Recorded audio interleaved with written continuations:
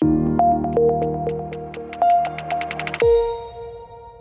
to the Bronco Business Podcast, where we go beyond the classroom to talk about various topics of interest to business students and the broader business community. I want to take a quick second to plug a new segment of this show we just shot last week. If you haven't yet listened to the last episode, we've expanded the show. We had two of our MBA students interview the owner of First Watch, the breakfast establishment that just recently opened in Meridian. I believe there's two of them. It's fascinating, honestly. Currently, current students talking to working professionals about their industry. I highly recommend you give it a listen if you haven't yet. And business students, if you're the charismatic type and would like to interview a local professional about your field of study, get a hold of us on social, find us through the website. We'd be happy to chat about that. Now, today I've got Dr. Chad Coffman with me. He's an assistant professor of entrepreneurship here at Boise State's College of Business and Economics. Much of your education took place, I believe, at the University of Missouri in Kansas City. Yeah, that's where I did my PhD. Mm-hmm. My undergrad and my MBA were at Kansas State. Okay. Yep. Which is on the Kansas side. Yeah, so Manhattan, Kansas for Kansas State. UMKC is on the Missouri side, but Kansas City, you're constantly back and forth across the border. You don't even notice. It's just such a conundrum of a place. I don't know if that's the right word. I've had a few friends go to seminary, and I can't remember which side that's on. Yeah, well, the big news right now is that the Chiefs are switching from the Missouri side to the Kansas side. I feel like that's got to be a big deal. Oh, yeah, it's a big deal where I'm from.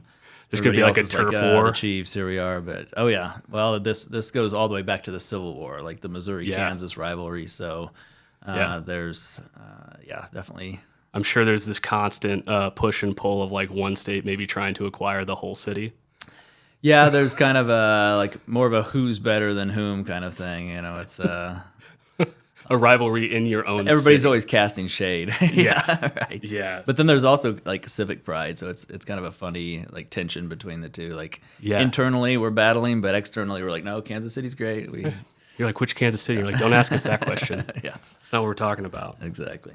You studied entrepreneurship, and that led you to, and I'd love to talk more about this, that led you to work in Sub-Saharan and East Africa? Yeah, it kind of went the other way around, really, and I'd love to say it was intentional, but really I finished my undergrad in 2009, and it wasn't a great time to go get a job, and just was looking for something to do, and I was on a study abroad trip and heard about the Peace Corps as an option from our faculty advisor. Okay. I was like, oh, that sounds awesome. Went off and joined the Peace Corps after graduation, and then was like, I got some perspective, of course, from that, and was like, I really like to teach. I think that's probably what I'm drawn to, and then the research side, I guess, of the job came along later. And so now my research is about the role that entrepreneurship plays in economic development in sub-Saharan Africa. Oh, okay. But I did some business there afterwards for a while before I really decided to get into academia. So you took your later research and your prior Peace Corps experience and kind of were like, I know where to apply this. Exactly. I mean, the challenge with doing research in that part of the world is just that you can't just pull a data set or something. There's not census data or something that you're going to go and get. And so you have to be able to collect data on the ground, in the field. So having that unique connection from living there for 2 years, doing business there afterwards for several years, created an opportunity to go back and then do my research in that area. And I'm passionate about it too. I want to see development there. That's why I was in the Peace Corps in the first place. Yeah. So how often are you involved over there? So I went back every year post Peace Corps service up until COVID, and then I missed a couple of years during all the COVID shutdowns.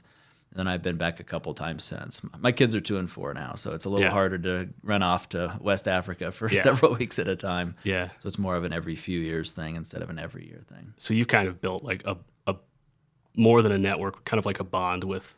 Yeah, I have some really good friends there. I also have a group that's kind of my research team on the ground, and so that's one of the reasons that I'm able to keep up with the research without going every single year is they're collecting some of the data for me instead of having to be there in person. About research, from what I can tell, your research seems to focus not necessarily on the how of business ownership, but the why, its necessity, and societal impact of the business ownership. Yeah. Yeah, the entrepreneurship here looks very different because it's voluntary. We usually are you have the option of getting a job, and we choose to start a business. I never even thought of that. Right. In that context, it looks very different, especially in the more rural areas. If you have to start a business, and you have to start a business because you need to meet your basic needs, you can't be risk-taking or proactive or any of the things that we talk about. You tend to be more reactive and more imitative, less innovative. You want something that's going to work. And so what you see on the ground, what that manifests as practically, is a lot of businesses that look exactly the same. And when I first got there, I was like, why is everyone selling the same thing in the same way? The only thing they can compete on is price. And so price just goes lower and lower. And it's just a very difficult, I guess, context to start a business because your margins are so small.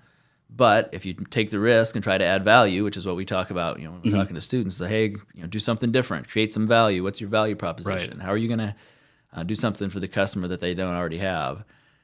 When you do that, your likelihood of failing goes up, right? That's kind of something you have to accept as an entrepreneur, but that's not acceptable if failure means you don't eat that night or you lose your housing or something like that. So it changes the... So I'm really curious then, because it sounds like in that context, in that reactive environment, you probably have one person who has a light bulb, and the next person says, "Oh, that's working for them. I'm just going to do what they're doing. Yeah, maybe better, but see if it'll work for me too." And what's interesting is, so interesting to me. Well, in my research, of course, I can go on a big soapbox here and spend up all our time talking about it. But I think the thing that's maybe interesting is when we try to go out and help in these contexts. So Peace Corps volunteers, you're trying to do aid work, you're trying to do development work. What has happened in the past is that we would bring in some model from the Western world. Like, oh, okay, you just need a manufacturing plant. You're selling the raw product. You're not adding the value here. We'll build you a manufacturing plant and you just run it. Like, we'll donate that and you run it. Yeah. And it wouldn't happen. I'm like, why are you wasting this? That you've turned it into like a storage unit for some crops or whatever. Yeah. Well, these ideas have like 5, 7, 10-year payoff periods. You can't have that kind of a payoff period if you need to eat tonight, right? Right. And so that started to click, and then it was like, okay, we can't do that. That was a very ignorant approach. And so the new approach then is to look at the successful entrepreneurs in the community, which seems like a good idea, and try to map out what they did and then train it. But then you end up with tons of competition for this one business model that somebody figured out that works, and you end up driving down there because you can only compete on price again because you're imitating something they're doing. And so it's likely to succeed in terms of not failing, but it's not gonna, because you're competing against somebody that's already it drags you both down, and you've got a whole bunch of people. Exactly, it ends up dragging everyone down. That's not how we would want to see entrepreneurship as far as a value creation exercise. Having two people creating the same thing doesn't add additional value. And so, that's kind of where we're at now, and that's what my research is getting at. It's like, okay, that doesn't work either. We actually need to move beyond that if we want to support development through entrepreneurship. So, because entrepreneurship looks different between, here in the U.S., a very I have a pretty negative view because I'm not an entrepreneur. I don't like to sell myself. I like to say, here are my services, but I don't know, maybe I just have a bad view of salesmanship. But it seems very putting yourself out there, very grind driven, not necessarily out of necessity. There are other ways for you to put food on your table. Yeah. But it's this culture almost, whereas where you're used to applying your research, it's not an option. People that have a regular job are in the minority.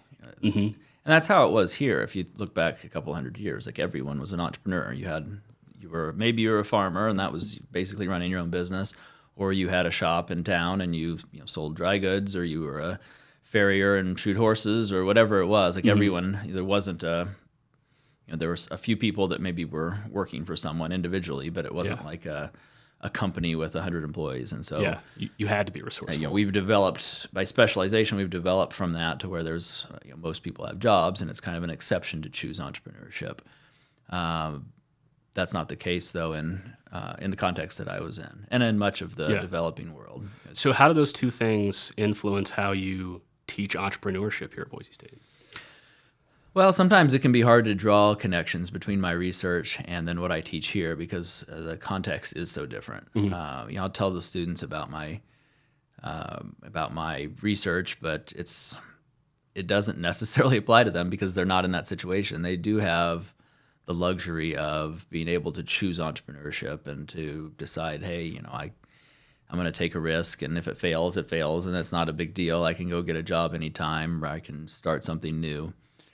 And so probably the only crossover that I would identify is just trying to communicate to them that they can go and take a shot at something because they have that, they have that luxury, I think is a fair word of like, if it fails, you're not in the situation of someone who's in West Africa. Like if it fails, you will have learned something and you can go do, it might be the best learning experience you have, and then you can go on to the next thing. And so, take advantage of that. That's an opportunity really that we have here. And I saw that you teach a class that I'd probably benefit from giving my previous statement about not feeling like an entrepreneur. You have an entrepreneur mindset class that kind of probably gets people into this mind frame of like dispelling what people think it is, and then maybe, this is just what I would expect, and then try to get them comfortable with risk and failure.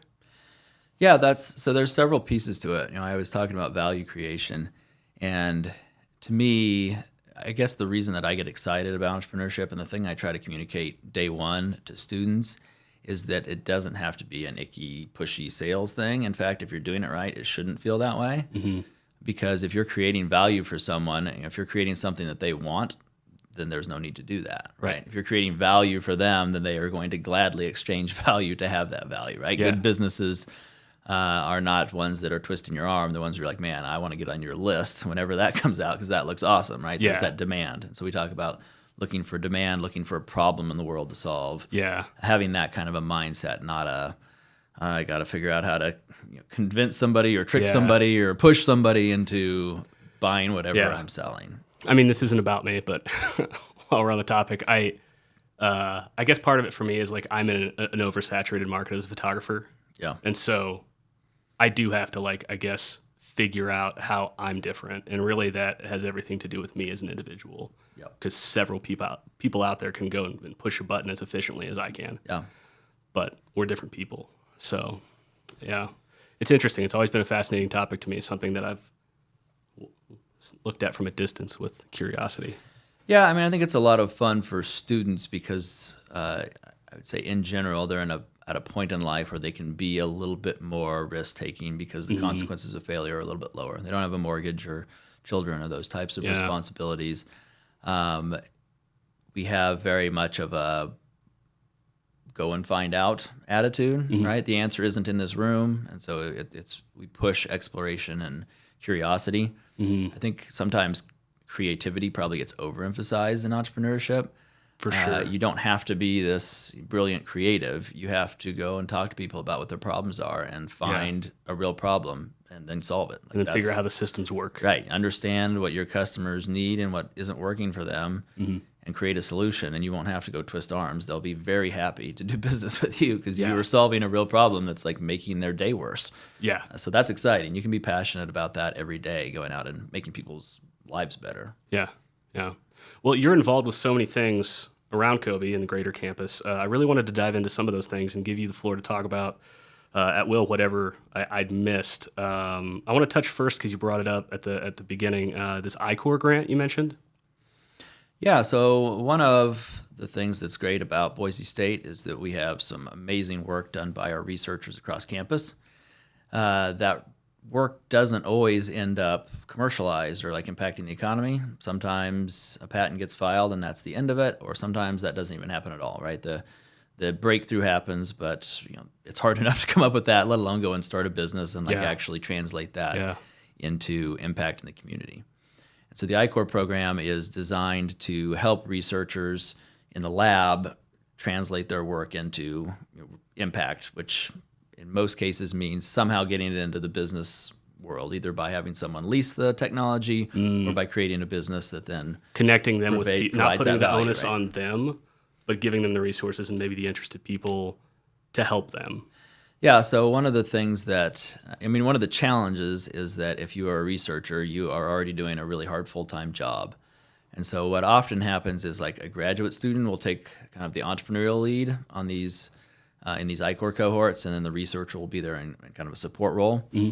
And that's a way to maybe help them to start thinking. So it's an early stage program. So help them to start thinking about what problem they're solving in the community or in the state or in the economy that would be valuable, right? That they would create value. Again, I'll probably say create value like 100 times on this podcast because that's what I'm all about. That's the core of entrepreneurship. It really is. And so that's what we're like, okay, what you've done is cool. How can we help you to create value with it? And that's what I-Corps is all about. It's again, the answer's not in this room. You're going to have to go out and do interviews. And so the whole premise is you go out and interview potential customers and understand what their problems are in your space, in your industry, and figure out how to take your innovation and make it impactful by solving a real problem. Yeah, and like you said, creativity is overemphasized in entrepreneurship. I mean, that goes for creating anything, and it is overemphasized. But I think also part of what might have identified this problem is people don't know how to take that thing they've created, that creative, and they don't know the business side of it. Yeah, there are tons of really cool you should turn this creative into things. A business, and they're just like, that's not me. There are tons of cool creative things out there that just because it's often a different skill set that never actually translate into something people use that they find valuable. And so I think that's a really cool role that you can play as an entrepreneur, is helping to translate creativity into things that help people value.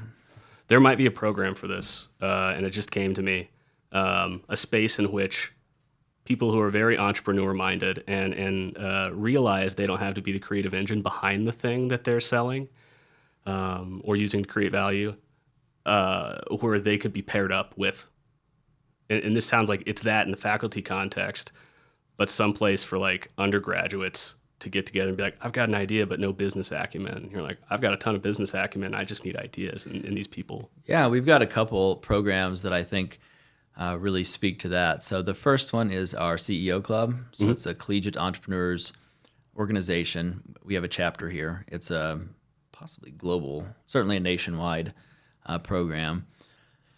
But anyone who's interested in entrepreneurship in any way is invited to be part of that club and to come and find like-minded people. And so it's a great place to come and say, hey, this is my idea. I can help, right? Does anybody, does someone want to come work on this with me? Does anybody know a potential co-founder? That type of thing. And so making those connections through the club, I think, is a really strong way to maybe get at what you're talking about. Mm-hmm. Another program that we are launching in the fall is called the Entrepreneurial Innovation Community. Mm-hmm. And so that is maybe a more intense version where you actually live with other entrepreneurially minded students. And so we have the whole floor of Selway Suites right across the road from the business building. And it's going to be dedicated to students who want to start a business. So you don't have to be a major or minor in entrepreneurship or anything like that. In fact, our applicants have been more non-business majors so far. Right. And so, that's not a requirement. The only requirement is you're interested in starting a business. And so you're going to be with those people all the time that have similar interests. We're hoping that co-founders will get together. We're hoping that it'll be a way for students to get together and go to a trailhead pitch night, our local incubator here, a Boise State partner. Participate in our BRONCO Entrepreneur Challenge, which is a pitch competition we have. Participate in the Boise Entrepreneur Week, for instance. I think sometimes that's a little intimidating to go downtown and go into this big event by yourself. But if you're going with a group, everybody can join and go engage with the entrepreneurial ecosystem off campus as well. Yeah. So that's the idea with that community, is to help someone who maybe isn't comfortable just like planting a flag and starting a business today to find like-minded people and go do this together. So is that a part of their academics or in addition to it? So it's a form of a living learning community. And so the living learning community is, it's a place to live. So if you're needing to live somewhere, you can live right here on campus across the road. There is a 1 credit hour course that goes with it, but the curriculum is just going and doing all the things that I listed, right? It's basically like go do it. Go do the thing, right? We don't need you to take a quiz or something like that. We want you to go start a business. And so that's the only curriculum part of it, and it's just a 1 credit hour course. We do have some programs that fit into your curriculum, and so the new one that we're really excited about is Sandbox. Yep. And so Sandbox is a cohort-based program, and you actually spend an entire year launching a tech company specifically. Yeah. And so Sandbox it started at BYU like 5 or 6 years ago. One of their alums had sold his business and was kind of giving back to their program. And he's like, man, it's kind of frustrating that these projects just like last a semester, you get your grade and that's that. Yeah. Students weren't as engaged as you are when you own and the without business. without a grade, they might not have even happened in the first place. Right. Yeah. It's just it's an exercise that's being done to get the grade. And so we don't want that. We want students to be excited about what they're doing. It's hard to create, but that's where Sandbox came in. And so you get 6 credit hours in the fall and 6 credit hours in the spring. So it is something you can build into your curriculum. But it's an opportunity, I think more importantly, if you're in the business school, to pair with a computer science student or vice versa. That's where you get kind of the software coding expertise and take a shot at launching a tech company. It's very much, it's niche. It's focused on high growth tech. And so if you have other ideas, we have lots of other programs for you, but for high growth tech, I think it's a great approach. Very immersive. There have been, I want to say 18, maybe 19 companies now that have been funded by venture capital. They're worth over $200 million combined. Wow. So we've seen amazing just from here outcomes. Or we're in our first cohort. So we're launching it. Yeah, so BYU started 5 or 6 years ago. Then some of the other Utah schools joined. And then University of Louisville and Boise State joined this year. It's expanding now. Northern Arizona is coming on in next year's cohort. We're recruiting right now for next year's cohort. And so we're hoping to join that list of venture-backed companies. And I think this is an important thing to keep in mind, and maybe goes back to our conversation about necessity entrepreneurship. 9 out of 10 of the companies still fail, right? And that's okay because you get your tuition, or you paid your tuition, you get your credit. You can accept that outcome. You've got the 1 in 10 chance of having a life-changing business, and then the 9 out of 10 that don't succeed, we're seeing on average a 25% higher starting salary because you just worked with an engineering team, you just went and talked to customers, you sold stuff, you built stuff. You've seen how the business world works. You can answer those networked in questions, that process, right? Yeah. When you say, "Hey, tell me about a time," and you're like, "Oh, I don't know, I had a class project," like you can say, "No, I built this and went and sold it, and the customer wasn't happy, and then we fixed it," and tell that story, right? And there's a lot of problem solving and failing and persistence just baked into that. Absolutely. I mean, I feel like every job interview has the tell me one time you failed. And so you don't have to be like, well, one time I struck out on my baseball team. You can say, I launched a company and it failed, and this is what I learned. And so you can tell a very real, powerful story in response to those types of questions. And so we're excited about that. I think it's a great track if you're interested in any kind of tech at all, really. One thing I really think is interesting about this, just entrepreneurship as a degree, but also the Entrep Challenge happened a few months back, is failure in my experience, when you get out into the working world, failure isn't encouraged. It's often not an option or not met with a lot of grace. But here, you can actively sink a ton of time and resources into something and learn everything the hard way, still pass your class, fail your business, and go out into the working world with a better idea of how you would do it, having not lost anything. Whereas if I were to start a business right now with a family and a career, and I failed, that would have pretty sweeping implications. And so you're given an opportunity to learn and to fail, and that's okay. Yeah. I think that's a massive lesson to learn. It's actually built into the entrepreneurial mindset. That class that you were referring to. To me, the entrepreneurial mindset, one of the core tenets of the entrepreneurial mindset is a different view on failure. And so if you talk to a serial entrepreneur about what they're doing, you're like, "Oh, what are you up to right now?" They're like, "Oh, I'm trying to fail this idea that I have." So that's just how they talk about Interesting. it. Right? Okay. It's because failure sucks for everybody. Sure. Nobody's ever excited about that outcome. Right. But if you have that mindset going in of this will fail. Yeah. It's going to probably fail lots of different ways.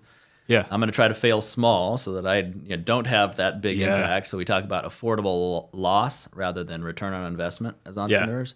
I'm going to fail at a level where when it happens, I don't lose my house or something like that. So affordable loss, but also just this failure is learning. It's necessary for learning. It's necessary for growth. It's just a different mindset about failure as like not even necessarily a good or a bad thing, but as a part of the process that is expected. Yeah. Real no emphasis, like judgment on it, by itself. If you haven't failed, the entrepreneurial mindset would say, well, you're not trying very hard. Yeah. Like, if you were trying harder, you would have failed by now. I like that idea. I'm trying to fail this thing. Yeah. Like reminds me of like the scientific method. Like you have an hypothesis, like something you think would work.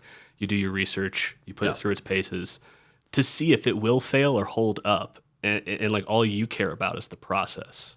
That's a great insight, actually, because that's exactly what we talk about. Like just failing for failure's sake doesn't do you any good, right? You're failing intentionally in a way that's right. We talk about what's your hypothesis that you're trying to fail is actually what someone would say if they weren't being flippant about it. And entrepreneurs will say, my thesis is that. Like that's another like even common very scientific phrase. My thesis language is this. Trying to fail this idea right now. Yeah. And so that combination of openness to failure, but also deliberate learning failure, not just like arbitrary failure, is how entrepreneurs figure out what a real problem is and what the real demand is, and then develop a solution. Yeah. Learn failure now is my unsolicited advice. It's so valuable. Yeah. And given all the different things you just talked about, from the CEO club to, it's not an LLC. Yeah, the living learning communities, like that language specifically, is for the first year communities. And so that's maybe a good clarification. This is a sophomore and above program. Okay. And so it's called the Entrepreneurial Innovation Community, but it is the same idea of you're living and learning together in community. I knew there was some nomenclature there at the university. Yeah. And I just thought kind of like the CEO, like you had an acronym for it. I thought it was just a clever way of incorporating a limited liability acronym into.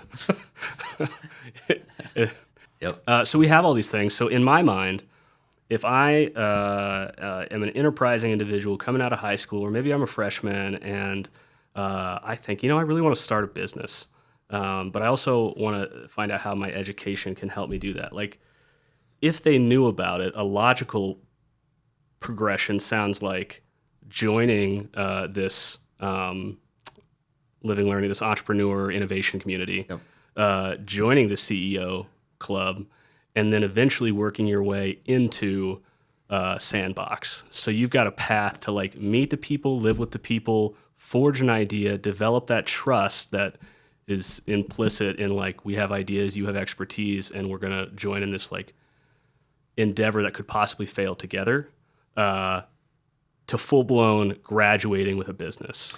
Yeah, and the piece of this that we haven't talked about is that there are some kind of milestones along the way. Maybe not milestones, but I guess maybe trials along the way, we could say. And so in the fall, we're actually going to split out the pitch competition we have into two competitions, where the first one is just an elevator competition, 90 seconds. You don't have to have PowerPoint or anything like that. Share your idea. So we're trying to get lots of people involved across campus, not just in the business school. And so you've got your first idea, you take it and pitch it and get feedback. You're probably going to have to pitch it a bunch of times. You're going to get better at it. You're going to get feedback from like people in the community that start businesses and know a lot about this kind of thing. So there's maybe a little pressure there, but also like it's a pretty low bar to come in and talk for 90 seconds, and you're going to get a lot of good feedback in a kind of a fun environment, right? Yeah. So that's like, do that. You're like, okay, the idea didn't fail, so we're going to move forward, or it did fail, and we need to find an idea, or like a new idea. Either way, we've got this first touch point. Yeah. And then you start preparing for our more formal pitch competition, a little bit longer format, 4 or 5 minutes, PowerPoint slides, kind of like the Shark Tank style, you might say, in February. And so you've got some feedback to incorporate. Maybe you're pivoting a little bit. You're getting ready for that. You pitch in that.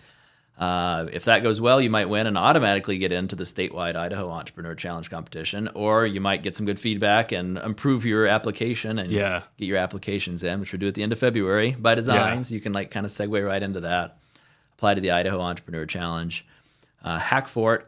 at the Treefort Music Festival has a competition. So if you're in tech specifically, you can apply to that program. We got that every year. Yep. And so a bunch of our sandbox teams are applying right now because the deadline's Friday. So but participate in the state program. You win the state program, you get into Boise Entrepreneurial Week the next fall. If you don't win, you still learned a lot. You get a lot of feedback, and you can apply for the competition in the fall. And so there's this progression with some opportunities to get feedback from like top-notch founders and funders and people in the community that really know what they're doing. Fun environment and lots of cash prizes. You've probably seen like the big checks. You know, that we hand out some big checks at all of these. And the checks get bigger as you go.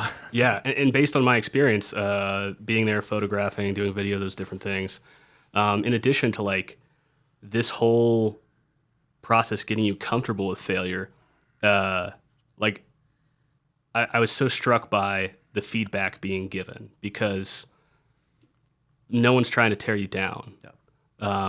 They might pick apart your idea in a little harsh way, but like for the most part, not even that. It's there's no stakes in them telling you what you need to hear and you being able to take that and then reapply it back to your next venture or making the thing that they've critiqued better.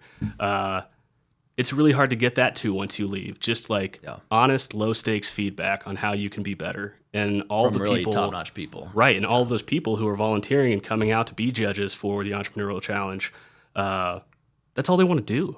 They just want to take your business and say, okay, from my perspective, this is falling short here and there, and this is how it can be better. And like that's all it is. Like you get a fail and you get really good feedback from current professionals. Like, Well, I tell my students, like, sure, it'd be fun to have one of those big checks, but the real value will be at lunch afterwards or at the reception afterwards. And we always have something afterwards like that. When you can go up and say, hey, you mentioned, you asked me that question. I didn't have a good answer. Can you tell me more? And then, a lot of the participants from that competition are still in touch with the judge that they talked to at lunch after, right? And that's where I think the real value is making those connections.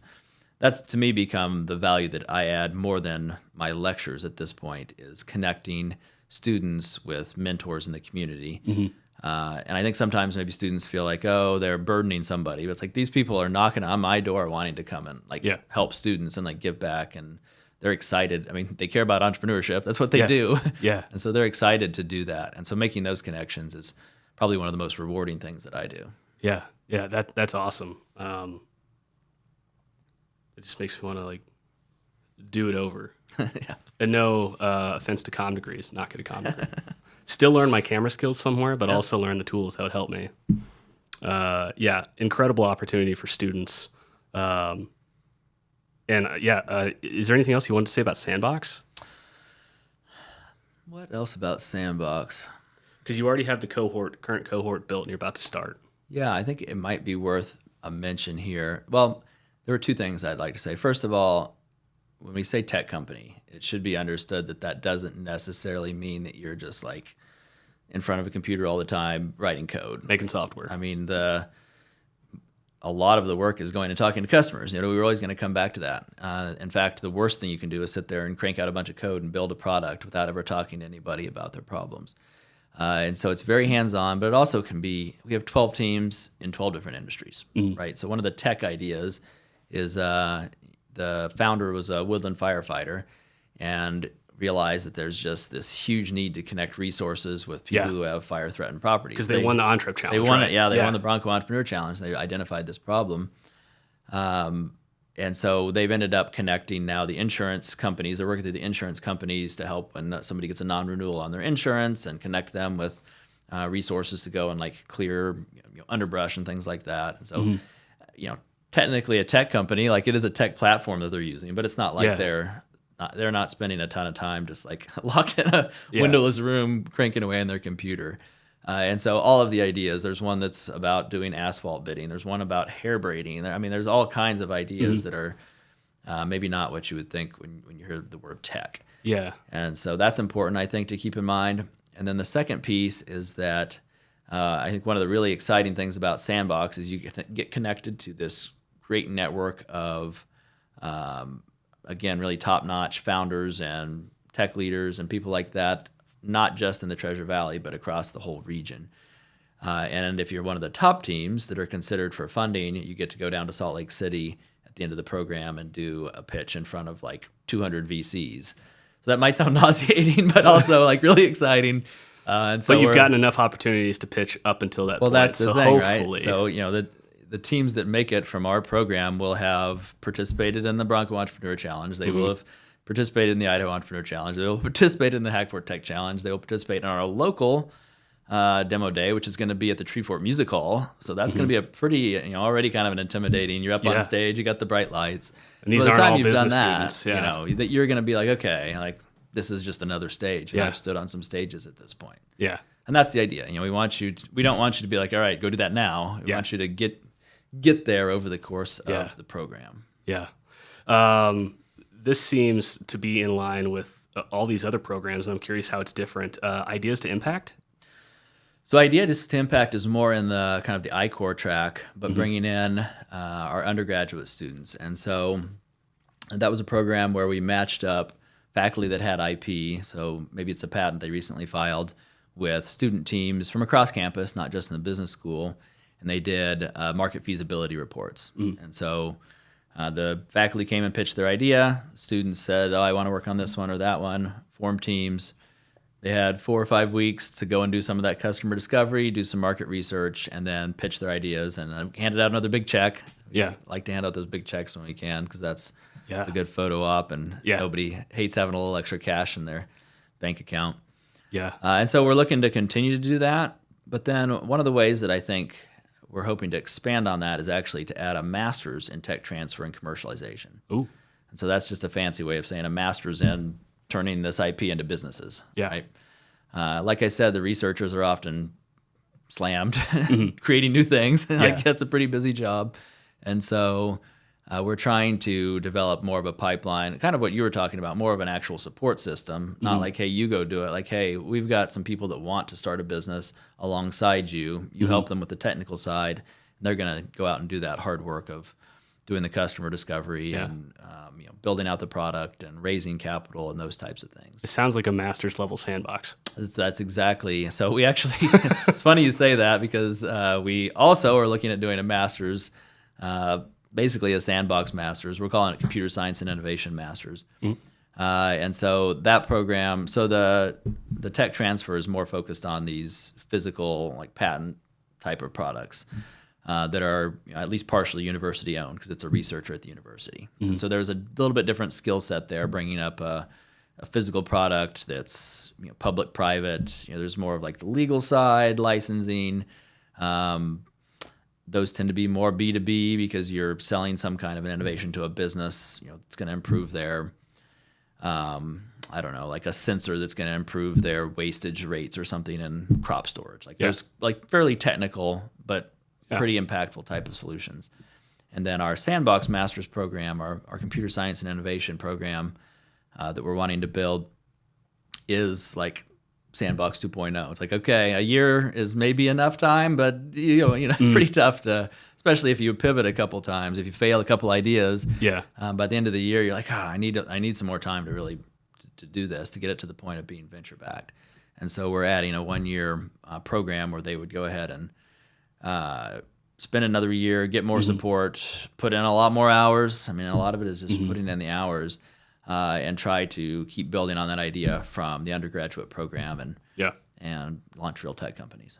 Yeah, that's huge. I wanted to ask a few questions in the time we have left, kind of off the cuff, but just about like entrepreneurship in general.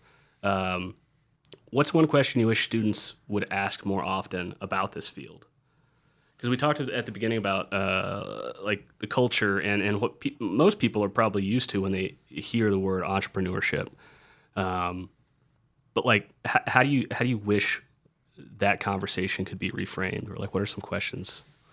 Yeah, I think one of the things that I talk about a lot is that entrepreneurship doesn't necessarily mean starting a business. I've talked a lot about opportunities to start a business, but being in the field of entrepreneurship doesn't mean you have to have a startup, right? Okay. In fact, most of my students probably aren't walking out the door and starting a company right after graduation. And so there are lots of opportunities to go work for a startup. So having that skill set, and in fact, when we talk about Sandbox graduates, having a 25% higher starting salary, it's usually because they're going and working at like a cool tech startup that's blowing up, and they're getting, maybe they're moving to the coast, maybe they're able to work remotely because it's a tech company, maybe they're moving to Salt Lake City. There's these tech companies that are all in our region that, and increasingly here in the Treasure Valley, that are looking for that kind of talent. And because those people have done it. Yeah, they have the skill set to work in an entrepreneurial company, which is very different than going to a more established company where it's like, this is your job, here's your standard operating procedures, this is what your responsibilities are. There's nothing wrong with that, but you don't want to bring in an entrepreneurial mindset of like, all right, I'm going to go fail this. To that situation. If you're at a tech startup, then you're like, we don't know how to do that yet. Why don't you come up with some ideas? And some of them will probably fail because that's how it works. And so having that skill set to work in a startup. And then there's also, I think, maybe the affiliated support for entrepreneurship. So like you might be a sales side person at a company that helps startups that are ready to raise funding or go in, merge or get purchased, some kind of exit, right? So you're helping them with that process. You might work for a venture capitalist or an angel investor or someone like that who is funding these startups, right? You might even just end up in a kind of a traditional role. You might be in a traditional accounting firm or at a bank or something like that and be asked to evaluate a startup for funding for a loan. Or asked to help a startup with their taxes for the first time. Like they're new. They've never done a tax return, and you're able to understand what they're doing and like speak their language. And so there's a whole array of career opportunities in entrepreneurship that aren't starting a business. And that mindset that they're given through their education kind of helps them walk into that entrepreneurial environment, not owning the business, but working for it and understanding the things that need to move to make this successful. Like they don't have just like the job and this is what you do. It's just like you also need to be a little bit more innovative and like bring ideas to the table, and you're gonna have a lot more autonomy, and that's a double-sided sword, right? You're not gonna always know what to do, and you're gonna need to be able to be comfortable with that and like but not freeze, like go and do something valuable. And so that's, I think, I would say that's a valuable life skill set, but it's especially valuable if you want to work in an entrepreneurial field. Just take an initiative. Yeah, for sure. If a student has an idea, we've talked about a lot of this, who are a few great points of contact for them? Yeah, that's a good question. So reach out to me for sure. I very often have students either coming and knocking on my door, or I have a professor that's connecting them to me, and we just sit there in my office and talk about what they want to do. So definitely come talk to me, and I can plug them in. Any of our entrepreneurship faculty would be happy to do that. Another point of contact, though, is the Venture College here at Boise State. And so Kara Van Zant is the director of the Venture College, and they run a lot of programming there too. And that can be a great point of contact. We often like bounce back and forth. They run the Idaho Entrepreneur Challenge, so our like Boise State Challenge feeds into the one that she runs. And so we're really increasingly integrated in our program offerings with the Venture College. Yeah, awesome. I just wanted to give you the last few minutes. Like, you're involved in so many things. Like, what have I missed? Are there things you're working on that you'd like to talk about? Are there programs that are kind of adjacent to these? Like, what else do we need to know about you and entrepreneurship? Well, we have covered a lot of ground. I would say there's maybe two things I would touch on. One is that we've covered a lot of the stuff that's going on campus, but we also have a great ecosystem here in Boise, here in the Treasure Valley. And so some of our partners include the Boise Entrepreneur Week and Trailhead, which I alluded to both of them at times. I know Entrepreneur Week, their events happen at Trailhead. Trailhead. And what is Trailhead? So Trailhead is a local incubator. It's a nonprofit. They are a partner of ours, but they're independent from Boise State. And often our students will graduate from our program and go and get space in their incubator, for instance.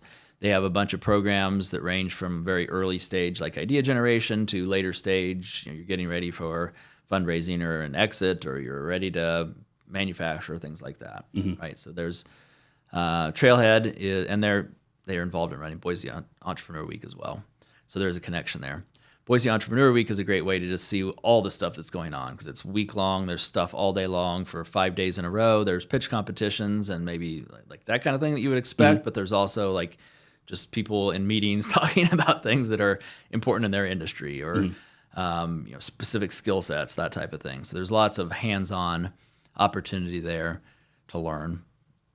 We have the Small Business Development Center right here in the building. And so, there's lots of resources that are available at the local, state, and federal level that we can actually tie you into. Sometimes people don't realize that. Tech Help is here as well. That's a federal program. And so there's lots of opportunity to tap into other resources besides the ones that I've talked about. Yeah. So that's one thing that I would add. And I think that we're doing a better and better job of like working together instead of kind of having our separate silos. Yeah. And I think we're seeing how effective that can be for people who are, even if you're not a Boise State student, there are lots of ways that we can bring you in and get you involved. Venture College has programs that are available to anybody outside of campus, like anybody in the community. So don't feel like you have to be a student to get involved in what we've been talking about today. Yeah. Second thing that I think is exciting is just, I think pre-COVID, I think Boise suffered from a lot of brain drain. Like people wanted to go, if they were talented, they were left. And that's a sweeping statement, of course, but that was the trend that we were fighting against. And then in a lot of ways, I think COVID turbocharged our entrepreneurial ecosystem here because people came to Boise, as everyone in Boise knows. And so that has its downsides if you're trying to go somewhere during rush hour and that type of thing or buy a house. But it has a lot of upsides if you're an entrepreneur, in that there are a lot of people here that are very entrepreneurial. They were working at a startup maybe on the coast and came here. There are, I think, many more people who are open to working with startups, working in startups, hiring you to work in their startup. Right? I think it's just an exciting time to be in Boise, to be at Boise State, and to be in the entrepreneurial area. With a lot of those people coming in, there's also, they have a vested interest. Like this wasn't just a cheaper place to find to live. Right. They have a vested interest in making this place better. And so they're going to find the brains that are currently here and like, how can we all work to make this better? Yeah, I just know a ton of people that are in that situation. I'm like, I came here during COVID for the hiking, and then I was like, this is an awesome place, and now I'm like putting my roots down here. Yeah. And so, that's one of the, I think the motivations for the master's programs is we want students to have another year here, putting their roots in deeper, and that's another motivation for me connecting people to mentors. I want their network to be here, and I want to build this place as a great place to start a business. Yeah. So it sounds like, piggybacking off what you just said, if you're that enterprising high school student and you have an idea and you just want to get it off the ground and you don't know how, there's a roadmap laid out for you here at Boise State to come, learn, network, fail, succeed, maybe take home a few checks. It sounds like just a killer opportunity if like business is at all in your field of interest. Yeah, I think so. And even if it's not, it's a great way to take whatever you're passionate about creating and translate it into something impactful. Yeah. Well, if you're interested in all things entrepreneurship, this is your guy. Chad, thank you so much for taking the time to talk with us. And thank you, everybody, for taking a moment to listen. We'll catch you on the next episode. Thank you. Great. Yeah.